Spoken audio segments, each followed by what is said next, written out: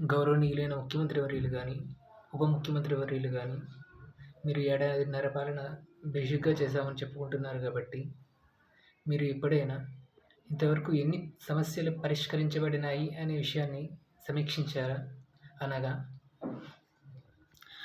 కలెక్టర్లకు పెట్టిన గ్రీవెన్స్‌లు కానీ, పోలీస్ కమిషనర్ల వారికి పెట్టిన కంప్లెయింట్లు గానీ, ఎన్ని పరిష్కరించబడినాయి అనే విషయాన్ని కంప్లెయింట్ ఇచ్చిన వారు లేదా గ్రీవెన్స్ పెట్టిన వాళ్ళు వారి యొక్క రెస్పాన్స్ ఎలా ఉంది అనే విషయాన్ని మీరు ఎప్పుడైనా సమీక్షించారా?